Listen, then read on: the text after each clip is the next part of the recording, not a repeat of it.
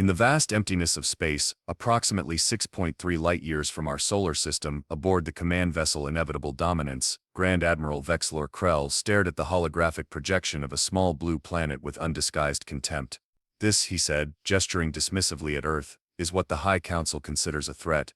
His second-in-command, Fleet Commander Draz Naveen, cleared her throat, or whatever passed for a throat in her species' bizarre respiratory system. "The intelligence reports suggest caution, Admiral. These humans appear unpredictable." "Unpredictable," Krell snorted, a sound that resembled a garbage disposal choking on silverware. "They still burn fossilized organic matter for energy. They haven't even colonized their own moon permanently. Their communications are so primitive we intercepted their entire wet internet without them noticing." Krell paced around the hologram, his 7-foot frame casting long shadows across the command deck. The Galactic Dominion had conquered 37 inhabited worlds in the last century alone. Each conquest followed the same pattern: arrival, intimidation, subjugation, assimilation. The pattern never failed, especially not against pre-warp civilizations still fighting among themselves over invisible boundaries on their own planet. "Show me the cultural assessment," Krell demanded. A new hologram appeared, displaying a montage of Earth media, reality television shows, cat videos, political debates, and an alarming amount of content involving humans falling down in various entertaining ways. "As you can see," Nuveen continued, "they're largely distracted by trivial entertainments. However, their fiction consistently portrays scenarios where they defeat superior alien forces through unorthodox means." "Fiction," Krell emphasized, "fantasies created by primitives to comfort themselves." He waved a clawed appendage through the hologram, dispersing the images. "The Dominion statistical conquest algorithm gives us a 99.97% chance of total victory within 72 Earth hours." The bridge crew straightened at this, mandibles clicking and tentacles rippling in approval. The algorithm had never been wrong, not in over 3 centuries of galactic conquest. "Prepare the armada," Krell commanded. 10,000 ships should be sufficient to overwhelm their defenses and secure the planet's resources. 10,000. Nuveen's outer eyelids fluttered in surprise. "The standard protocol for a Class 3 civilization calls for only 500 vessels, Admiral." Krell's facial ridges darkened, the equivalent of a human smile, though it resembled a python trying to smuggle a litter of hedgehogs beneath its scales. "Consider it efficiency, Commander. This species has produced an unusual amount of entertainment regarding alien invasions. Let's ensure they experience the real thing properly, with overwhelming force. Besides, this will be an excellent training exercise for our newer recruits." Across the vast expanse of the Dominion fleet, preparations began. Soldiers were awakened from stasis, weapons systems hummed to life, conquest algorithms were uploaded to tactical computers. The fleet moved into formation with the precision of a perfectly calibrated machine, each vessel knowing its exact role in the coming subjugation. In the officers' lounge, Junior Science Officer Miko Lauren studied the Earth briefing materials with growing concern. Unlike most of the military personnel, who came from warrior castes of various Dominion species, Lauren was part of the scientific corps, present only to assess Earth's technological capabilities for assimilation. "Having doubts about the mission, Science Officer?" The voice belonged to Tactical Specialist Gorv, whose species communicated through vibrations that made Lauren's exoskeleton itch uncomfortably. "Not doubts," Lauren replied carefully. "Just observations. These humans have unusual psychological profiles. They seem to respond to threats by becoming more aggressive rather than submissive." Gorv's feeding appendages twitched with amusement.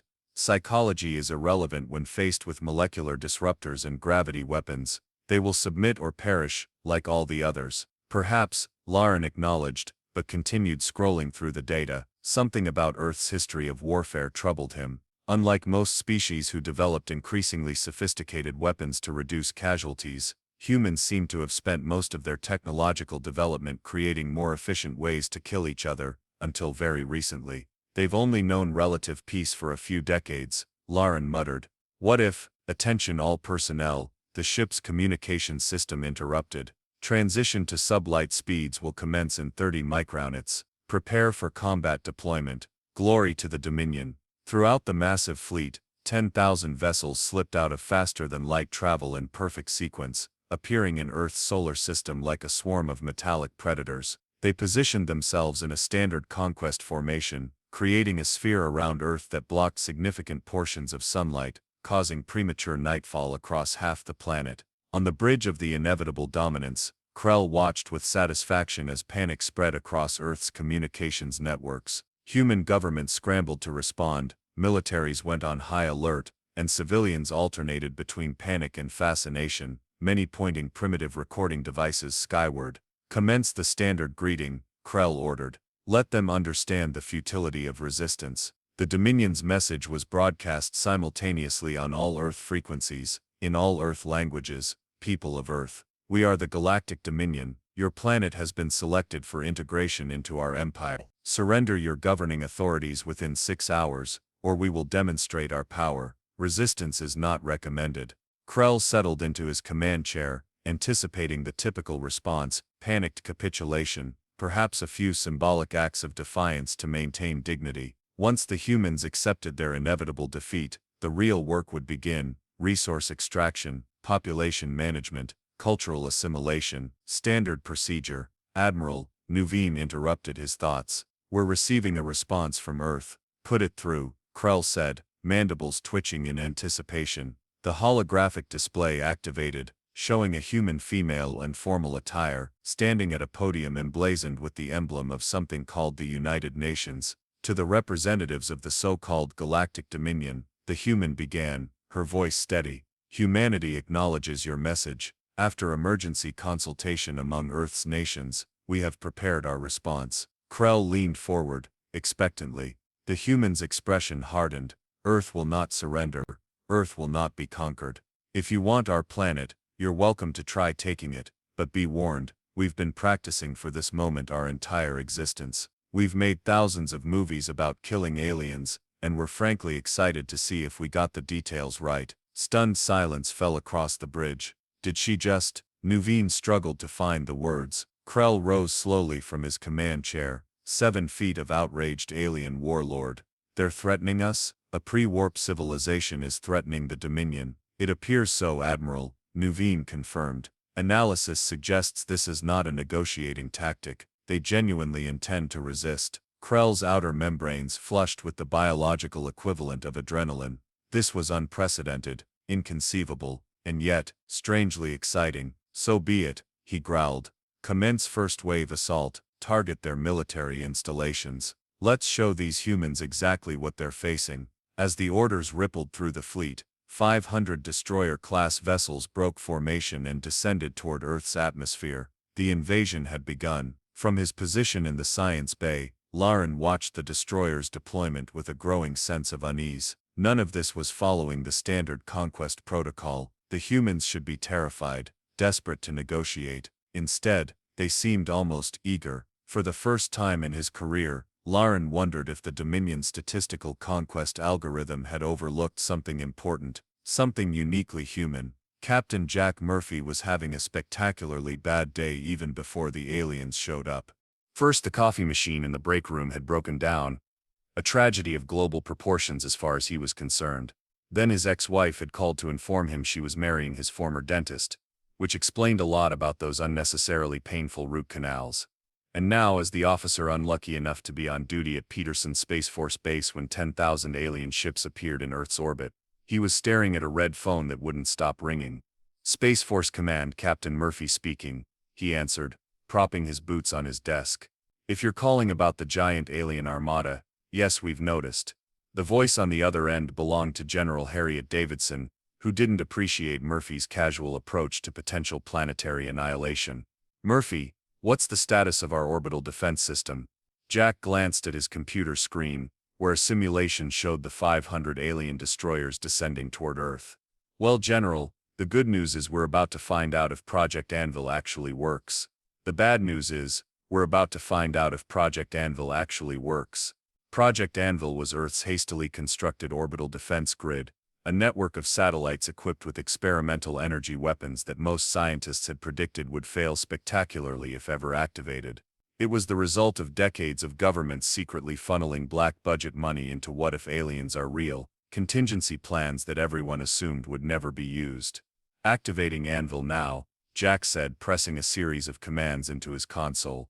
"And may God have mercy on our collective souls." Aboard the Dominion destroyer Effortless Victory, Captain Zurok was explaining to his crew how they would be receiving commendations for their part in this historic conquest.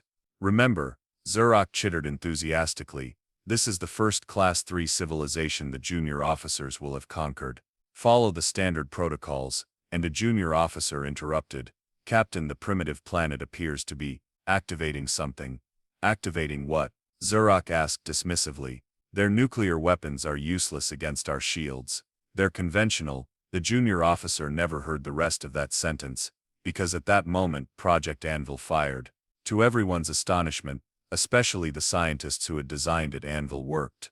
Beams of concentrated energy sliced through the lead Dominion vessels as if their legendary shields were made of wet tissue paper.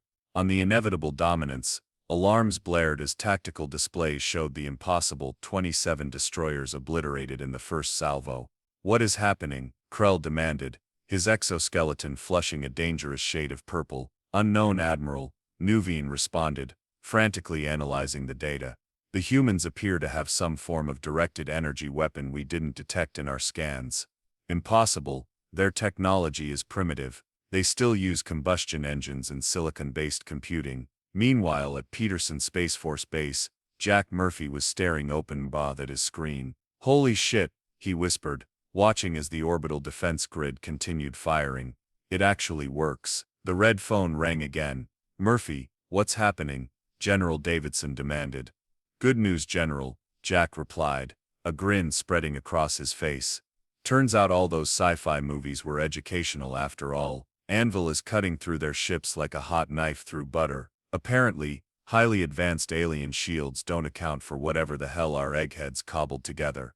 Back in orbit, the Dominion fleet was in disarray. Krell screamed orders as his perfectly orchestrated invasion dissolved into chaos. Pull back the destroyers, launch the fighter squadrons, target those defense satellites. The Dominion fighters, sleek predatory craft designed for atmospheric combat, swarmed toward Earth. Unlike the larger vessels, they were agile enough to evade most of Anvil's targeting systems. Within minutes, hundreds of alien fighters had penetrated Earth's upper atmosphere.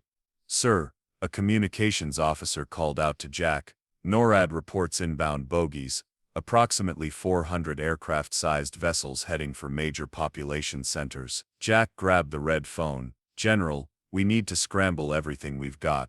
F-22s, F-35s, even those old F-16s we keep around for air shows. The aliens are sending in fighters. Already done, Captain, Davidson replied. But I'm concerned about our pilots. They've never trained for this scenario. Jack glanced at his computer screen, where data on the incoming alien craft scrolled past. Actually, General, I think they have. Every pilot has logged thousands of hours playing combat flight simulators. Half of those games are about fighting aliens. This isn't a game, Murphy. With all due respect, General, neither is an alien invasion. But I'll take a pilot who's been shooting down virtual aliens since they were 12 over one who's never imagined this scenario. Across the globe, air forces scrambled their fighters. In the skies above North America, Europe, Asia, and every continent, Earth's pilots rose to meet the alien threat.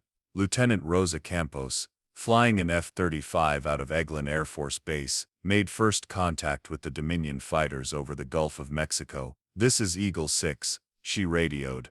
I have visual on. What the hell are those? The alien fighters resembled manta rays made of liquid metal, their surfaces rippling as they moved through the air at impossible speeds. Eagle Squadron, weapons free, came the response from command. Engage at will. Rosa locked onto the nearest alien craft and fired a missile. The advanced heat seeker screamed toward its target, and promptly went wide, confused by the alien vessel's unusual thermal signature. Missiles ineffective, she reported, switching to guns. Meanwhile, the alien pilots were experiencing their own confusion. Their tactical systems, designed to counter energy weapons and gravitational disruption fields, had no preset configurations for primitive projectile weapons. What are they firing at us? Demanded Dominion Squadron Leader Krex, as streams of 20 rounds flashed past his craft. Are those metal projectiles accelerated by chemical explosions? His wingmate's confusion ended abruptly, when several dozen of those primitive metal projectiles tore through his fighter's hull, causing it to spiral toward the ocean below. Rosa watched in amazement as her cannon fire shredded the supposedly advanced alien craft. Eagle 6 to command, "You won't believe this, but our guns work just fine. Their shields don't stop bullets." On the inevitable dominance, Krell was receiving increasing. "What do you mean our fighters are being destroyed by primitive kinetic weapons?" he roared. Science Officer Laren, called to the bridge to explain this development, shifted uncomfortably. "It appears, Admiral, that our defensive systems are calibrated for energy-based weapons. The humans are using solid metal projectiles propelled by chemical explosions. Our shields are not designed to stop physical objects moving at that velocity." "That's ridiculous. What kind of advanced civilization still uses such primitive weapons?" "One that never encountered energy shields before, sir," Laren replied quietly. Another officer interrupted. "Admiral, we're detecting nuclear missile launches from several locations on the planet." Krell's facial ridges flattened in satisfaction. "Finally, a response that makes sense. Activate the anti-nuclear protocols." The Dominion's anti-nuclear system was one of their most refined technologies, capable of neutralizing atomic weapons by disrupting their nuclear chain reactions. As Earth's missiles rose toward the fleet, energy fields reached out to render them harmless. "Nuclear threat neutralized, Admiral," reported the tactical officer. "Of course," Krell said smugly. "No primitive species has ever overcome that defense." "Sir," the officer continued, frowning at his display, "the missiles are still approaching." "Impossible. Check your readings." Back at Peterson Space Force Base, Jack Murphy was coordinating with Missile Command. "That's right," he confirmed. "The dummy warheads worked perfectly. They detected our launch signatures and neutralized what they thought were nuclear payloads." General Davidson's voice crackled over the speaker. "And the real payloads?"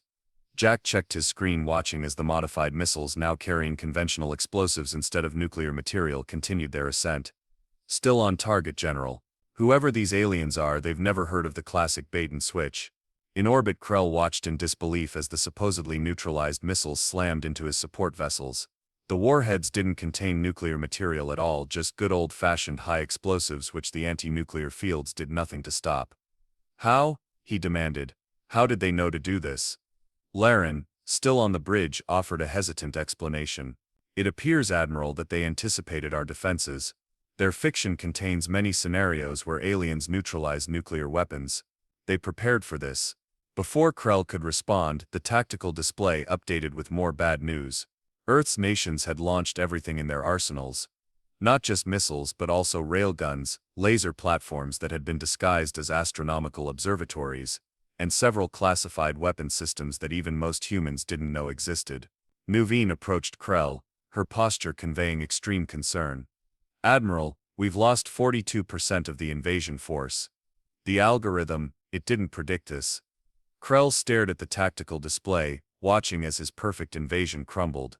For the first time in his long military career, he felt something unfamiliar: doubt. "Order a full retreat," he finally commanded. "Pull all forces back beyond their weapons range. We need to reassess." As the surviving Dominion vessels withdrew to a higher orbit, Jack Murphy sat back in his chair, hardly believing what he was seeing. "They're pulling back," he reported to General Davidson. "First wave repelled." "Excellent work, Captain," the general replied. "But this isn't over. Get some rest, we're bringing you to the Pentagon. The President wants to speak with the officer who coordinated our first successful defense against an alien invasion." Jack glanced at his empty coffee mug and sighed. Any chance the Pentagon has a working coffee machine? In the observation bay of the inevitable dominance, Science Officer Laren watched Earth grow smaller as the fleet retreated to a safe distance. The humans had done the impossible. They had repelled the first wave of a Dominion invasion. What other impossible things, he wondered, might they be capable of? Admiral Krell paced the command deck, his claws clicking against the metallic floor. The first wave's failure was unprecedented. A statistical impossibility that nevertheless had happened. "Bring in the cultural specialist," he ordered. Lieutenant Commander Zivnax entered, a slender alien whose 6 eyes blinked asynchronously. Unlike most Dominion officers, she had actually studied human culture beyond military assessments. "The humans," Zivnax explained, "expect alien invasions to fail, Their fiction has prepared them psychologically. Fiction cannot prepare them for reality, Krell snapped. But it has, Zivnax countered. They've imagined every strategy we might employ, and developed countermeasures. Just in case. Meanwhile on Earth, Captain Jack Murphy found himself in the Pentagon's crisis room alongside Professor Eleanor Wright, a linguistics expert hastily recruited from Berkeley. "I don't speak alien," Eleanor protested, pushing her glasses up her nose. "Nobody does," Jack replied. "But you've written 3 books on theoretical xenolinguistics. That makes you our best shot at communication." The room fell silent as screens showed the Dominion fleet reorganizing. Their new formation was unlike anything Earth's military strategists recognized. "They're adapting," General Davidson observed. "Round 2 is coming." On the inevitable dominance, Krell implemented his revised strategy. "Deploy the electromagnetic pulse weapons," he ordered. "Let's see how they fight without their precious technology." The Dominion launched specialized EMP satellites, designed to fry Earth's electrical systems. As they entered the atmosphere, scientists worldwide held their breath. The pulses fired and achieved approximately 30% of their intended effect. Critical infrastructure remained operational. "How?" Krell demanded. Laren examined the data. "It appears, Admiral, that after observing similar scenarios in their entertainment, humans hardened many of their systems against electromagnetic attacks." In the Pentagon, Jack watched alien troops landing in isolated areas. "They're avoiding population centers," he noted. "Ground invasion instead of bombardment." "They want Earth intact," Eleanor suggested. "This planet has something they need." The Dominion ground forces encountered their own surprises. Their battle simulations hadn't accounted for Earth's varied terrain or the humans' guerrilla tactics. What should have been swift victories became grueling engagements. "Their weapons are primitive but effective," reported Ground Commander Vex. "And they adapt quickly to our tactics." After 3 days of mounting losses, Krell faced an unthinkable scenario. Failure. The algorithm had predicted a 99.97% chance of victory. Instead, the Dominion had lost nearly 4,000 ships and tens of thousands of troops. "We must consider withdrawal," Nuveen suggested quietly. "Never." Krell slammed his fist down. "Prepare the ultimate weapon. These humans must learn the price of defiance." Science Officer Laren exchanged worried glances with Zivnax. The ultimate weapon violated multiple galactic treaties. Treaties the Dominion had once helped establish. As the weapon powered up, Laren made a decision that would change the course of the invasion and his own destiny. "What exactly is this ultimate weapon?" Jack Murphy asked, leaning forward in his chair at the Pentagon's Situation Room. Military analysts had detected unusual energy readings from the Dominion flagship. Something massive was powering up, causing radiation signatures unlike anything Earth scientists had ever recorded. Eleanor Wright studied the readings on her tablet. "Based on their communications we've intercepted, they call it the planetary pacifier." "Charming name." "And it does what exactly?" General Davidson asked. "From what we can gather," Eleanor replied, "it creates a cascading neurological effect that renders all higher life forms on a planet docile and compliant. Essentially it rewires our brains to make us cooperative." Jack snorted. "Mind control? Seriously? That's their big plan." "It's actually quite brilliant," Eleanor said. "Conquer a planet without destroying its infrastructure or resources. Classic colonization tactic." "So how do we stop it?" Davidson asked. Jack grinned. "Well, General, here's where watching every sci-fi movie ever made finally pays off. We need to hack their systems and upload a virus." Davidson stared at him. "Murphy, this isn't Independence Day." "With all due respect, General, that's exactly what it is. And ironically the aliens don't seem to have watched it." Aboard the inevitable dominance, Science Officer Laren slipped away from his station. What Admiral Krell was planning violated not just Dominion law, but every ethical principle Laren had sworn to uphold as a scientist. The planetary pacifier was designed for theoretical use against violent hive-minded species. Using it on individualistic sentients like humans would effectively destroy their personalities while leaving their bodies intact, a form of genocide that preserved only the physical shell. He made his way to a secure communication terminal, carefully avoiding security patrols. What he was about to do would be considered high treason, punishable by memory extraction followed by molecular dissolution. But watching the humans' unexpected resistance had awakened something in Lauren, doubt in the Dominion's supposed superiority. On Earth, a specialized team had assembled to attempt the impossible, hacking an alien computer system. Fortunately, the Dominion's earlier communication broadcasts had given Earth's programmers valuable insights into their data structures. "It's actually not that different from our systems," explained Dr. Marcus Wong, the NSA's top cryptographic specialist. "They use something like binary, just with more positions per bit. Their encryption is advanced but follows recognizable patterns." "How long to crack it?" Jack asked. Dr. Wong shrugged. "With conventional methods, centuries. But there's a shortcut. Their ships are networked, and we've already captured some of their ground vehicles intact. If we can access one of their communication nodes." "You want us to physically plug into a captured alien vehicle?" Jack asked incredulously. "Actually," Dr. Wong said, "we already have. We're in their peripheral network. We just need access to their command protocols to reach the flagship." At that moment, alarms blared. The Pentagon's massive screens showed energy building around the Dominion flagship, the planetary pacifier preparing to fire. "Time's up," General Davidson said grimly. "All personnel, prepare for neurological impact. We don't know exactly what this weapon will do, but..." The screen showing the Dominion flagship suddenly flickered. The energy buildup paused, then resumed, then paused again. "What's happening?" Davidson demanded. On the bridge of the inevitable dominance, chaos erupted. "Admiral," Nuveen cried. "The pacifier control systems are malfunctioning. The targeting parameters keep resetting." Krell slammed his fist on the console. "Impossible. Secure the systems. Override manually if necessary." "Sir," another officer reported, "we're detecting an unauthorized transmission from within the ship. Someone is sending data to the humans." Krell's exoskeleton darkened with rage. "Find the traitor, now." In a maintenance corridor, Lauren worked frantically at a terminal, transmitting the pacifier's operational codes to Earth.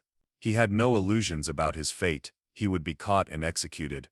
But perhaps his death would mean something. On Earth, Dr. Wong's team received the unexpected gift. "We've got it," Wong exclaimed. "Complete access codes to the weapon system. Someone on their ship is helping us." "Can you shut it down?" Jack asked. "Better," Wong replied with a grin. "I can reverse it." Aboard the inevitable dominance, Krell watched in horror as the planetary pacifier's energy signature changed. "The harmonics are inverting," a technician reported. "The neurological impact will be..." "Shut it down," Krell roared. "Shut it down now." "Too late," Nuveen cried. "It's firing." The pacifier discharged its energy, not toward Earth, but in a feedback loop through the Dominion fleet. Every ship within the command network received a concentrated burst of the modified neurological signal. Throughout the fleet, Dominion soldiers and officers suddenly found themselves unable to comprehend violence against humans. The very concept became repulsive, triggering intense nausea and disorientation. Jack and the Pentagon team watched in amazement as alien ground forces abruptly ceased fighting. Some dropped their weapons, others simply sat down, looking confused. "They've stopped," General Davidson said incredulously. Eleanor studied the readings. "The weapon affected them, not us. Whatever they planned to do to our brains, it happened to theirs instead." Security forces finally located Lauren, dragging the scientist before Admiral Krell. Despite the pacifier's effects, Krell's rage overrode the artificial neurological constraints. He snarled. "You betrayed the Dominion." Lauren stood straight, his scientific cast's characteristic calm asserting itself. "I prevented a war crime, Admiral. The pacifier was never meant for species like humans. You've doomed us all," Krell hissed. "The fleet is compromised. Our soldiers can no longer fight." "Perhaps," Lauren suggested quietly, "that means we should stop trying to conquer and start trying to communicate." On Earth, Jack made a decision. "We need to capture one of their ships intact. Specifically, we need to rescue whoever sent us those codes. They just saved our planet, we owe them." "That's insane, Murphy," Davidson objected. "How exactly do you plan to board an alien flagship?" Jack grinned. "Remember those alien fighters we shot down? Our engineers have been studying them. Turns out they're not that complicated to fly, especially for someone who's logged thousands of hours on flight simulators. You want to fly an alien ship up to their fleet? That's suicide." "Not if they think I'm one of them returning from battle," Jack pointed out. "And I won't be going alone. I need Dr. Wright to communicate, and Dr. Wong to access their systems. Eleanor looked up, startled.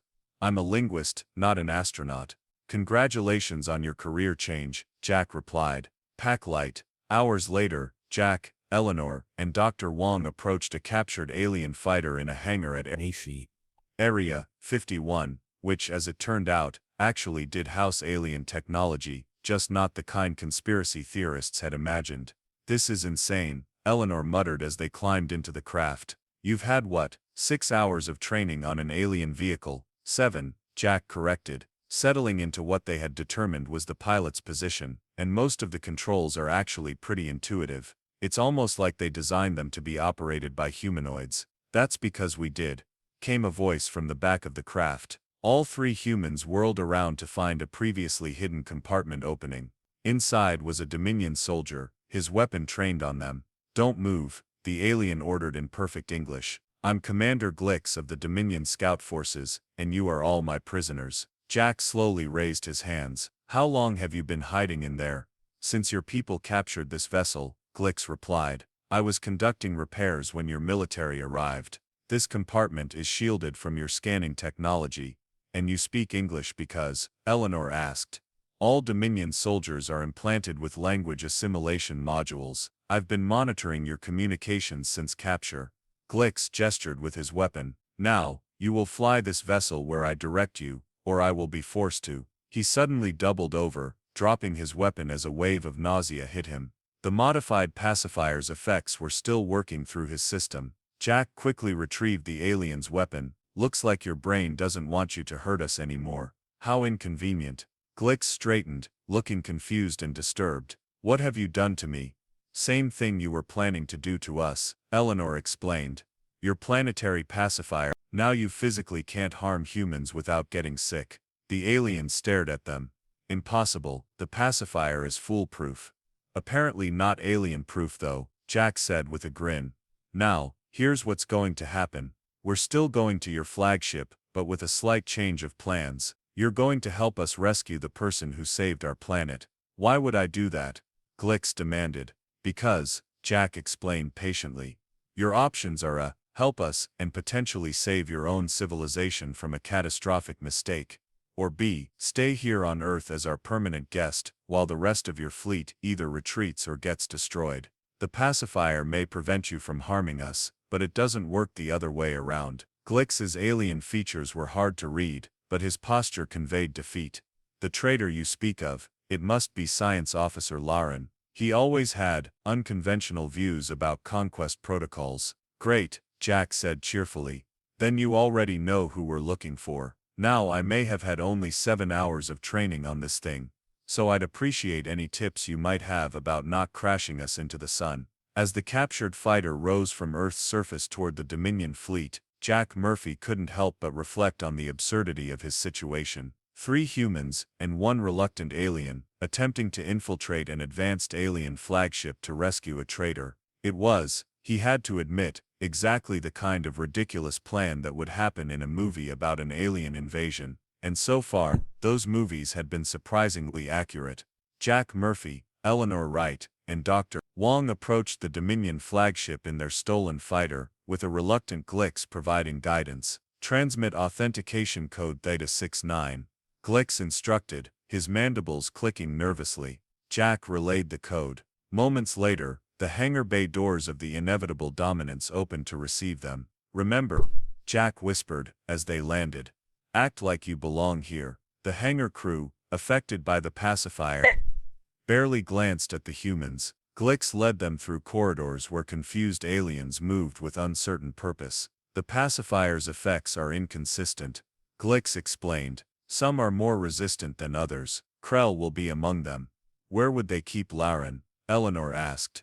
Detention level section 12. But we'll need command clearance. Dr. Wong raised his tablet. Got something better. I've tapped into their systems through this fighter's neural link. I can trigger emergency protocols to clear our path. One override later, alarms blared throughout the ship. Atmospheric containment breach in sections 5 through 8. All personnel evacuate affected areas. The corridor to the detention level emptied instantly. Meanwhile, Admiral Krell raged on the bridge. The pacifier's effects left him nauseated whenever he contemplated harming humans, but his fury burned through the discomfort. "Status report," he demanded. "Atmospheric alerts in multiple sections," Nuveen reported. "And, Admiral, we're detecting unusual access patterns in the security grid. Someone's manipulating our systems." Krell's eyes narrowed. "The humans are here. Find them." Down in detention, Jack and the team located Laren's cell. The thin alien scientist looked up in surprise as his door opened. "Humans? On the flagship? Impossible. You helped us," Eleanor said. "Now we're returning the favor." "Why?" Laren asked, genuinely puzzled. "Because that's what humans do," Jack replied. "We're unpredictable like that." Alarms changed tone. "Intruder alert. Security to detention level." "Time to go," Jack said, checking the alien weapon Glix had reluctantly explained how to use. "There's something you need to know," Laren said urgently. "Krell has activated the self-destruct sequence. He would rather destroy the fleet than admit defeat." "Can we stop it?" Dr. Wong asked. "Only from the command bridge," Laren replied. Jack sighed. "Of course, because it's never simple, is it?" The unlikely group fought their way toward the bridge. The pacifier's effects made most aliens hesitate to attack, but not all were fully affected. Jack discovered that human unpredictability translated well to combat. The aliens couldn't anticipate his unorthodox tactics. On Earth, military leaders watched the flagship's energy readings with growing concern. "Something's happening up there," General Davidson observed. "Those power fluctuations match known patterns for antimatter containment failures. If that ship explodes in orbit," someone began, "the devastation would be catastrophic," another finished. Back on the flagship, the team reached the final corridor to the bridge. Krell's voice came over the communication system. "Attention, crew of the inevitable dominance. The Dominion cannot fail. If we cannot conquer, we will leave nothing for these primitives to celebrate. Glory to the Dominion." "He's really gonna do it," Glick said, his alien features showing something like shock. "Destroy 10,000 ships and all their crews rather than retreat." "Then let's stop him," Jack replied, charging his weapon. "Wong, can you override the door?" "Already on it." The bridge doors slid open, revealing Admiral Krell standing before the command console, surrounded by officers too affected by the pacifier to resist him but too loyal to stop him. Krell turned, his massive frame towering over the humans. "So," he said, "the primitives come to beg for mercy." "Actually," Jack replied, "we came to stop you from throwing the galaxy's biggest temper tantrum." Admiral Krell glared at the humans with 7 feet of pure alien contempt. "You think you've won? The Dominion has conquered 37 worlds. We do not lose. First time for everything," Jack replied, keeping his weapon trained on the Admiral. "Dr. Wong, can you disable the self-destruct?" Wong moved to a console, his fingers flying over the alien interface. "Working on it. Their security is complex but not actually that different from ours conceptually." Krell laughed, a sound like rocks in a garbage disposal. "Your primitive mind cannot possibly comprehend our technology." "Actually," Wong muttered, "your advanced systems are basically just quantum computing with extra steps. And, you guys really should have changed your default admin passwords." Eleanor positioned herself between Wong and the aliens, while Jack kept his weapon on Krell. Laren and Glick stood awkwardly to the side, 2 traitors uncertain of their place in this unprecedented scenario. "Why?" Krell demanded, looking at Laren. "Why betray your species, your empire?" "Because conquest isn't science," Laren replied simply. "The Dominion has forgotten that we were explorers before we were conquerors." Krell took a menacing step forward, fighting through the nausea induced by the pacifier. "The algorithm predicted victory. 99.97% certainty. Then your algorithm needs better programmers," Jack said. "It didn't account for human stubbornness." 60 seconds to antimatter containment failure," announced the ship's computer. "Wong," Jack called, tension rising in his voice. "Almost there," Wong replied. "Just need to wait. This is weird." "Define weird, Eleanor." Wong looked up, confusion on his face. "The self-destruct isn't actually activating antimatter containment failures. Sending out an emergency recall signal to the entire fleet." Krell's alien features twisted into what might have been a smile. "Correct, human, and when the fleet assembles at the designated coordinates, the real self-destruct will activate. 10,000 ships, simultaneously detonating at the edge of your solar system. The resulting gravitational wave will devastate your planet. That's insane, Jack exclaimed. You'd sacrifice your entire fleet just for revenge. The Dominion cannot be defeated, Krell stated flatly, especially not by primitives who still think digital watches are a neat idea. 30 seconds to fleet convergence, the computer announced. Wong typed frantically. I can't stop the signal, it's been distributed across redundant systems. Laren stepped forward. There's another way. He moved to a secondary console, entering a series of commands. Every Dominion vessel has an emergency protocol for leadership insanity. For what? Jack asked. Our history includes several instances where fleet commanders became unstable. Glix explained reluctantly. The safeguard requires authorization from a command officer and a science officer. Laren looked at Glix expectantly. After a moment's hesitation, the alien soldier nodded and joined him at the console. What are you doing? Krell demanded, lunging forward despite the pacifier's effects. Jack intercepted him, using the Admiral's momentum to flip the much larger alien over his shoulder, a move that surprised everyone including Jack. Brazilian Jiu-Jitsu, he explained, breathing heavily. Works on 7-foot aliens too, apparently. 10 seconds to fleet convergence, the computer announced. Laren and Glix completed their inputs simultaneously. Throughout the fleet, a new message overrode all previous commands. Emergency Protocol Alpha, ADMRL relief of command, retreat authorized. The recall coordinates vanished from the fleet's navigation systems, replaced by coordinates far from Earth's solar system. Across 10,000 ships, confused officers acknowledged the new orders. Fleet diverging, reported the computer. Convergence cancelled. Krell roared in frustration, struggling against Jack's improvised restraint. You cannot do this. I am the Admiral of the Dominion fleet. Correction, Laren said firmly. You were the Admiral. Your willingness to sacrifice the entire fleet constitutes command insanity under Dominion law. On the main view screen, the scattered remains of the once mighty fleet began jumping to faster-than-light speeds, disappearing from Earth's vicinity one by one. Commander Nuveen, finally breaking free of her paralysis, approached Krell.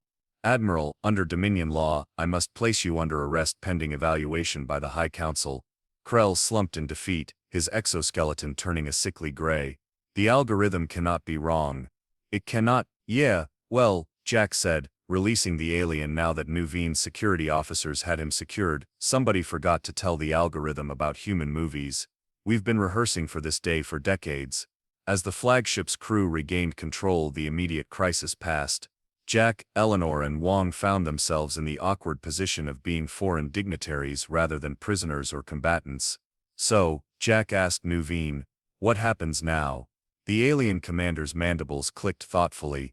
Unknown. The Dominion has never failed to conquer a targeted planet. There are no protocols for this situation. May I suggest creating one? Eleanor offered. Perhaps starting with diplomatic relations rather than planetary subjugation. 3 weeks later, Jack Murphy stood in the rose garden of the White House, feeling ridiculous in his formal military dress uniform as cameras flashed.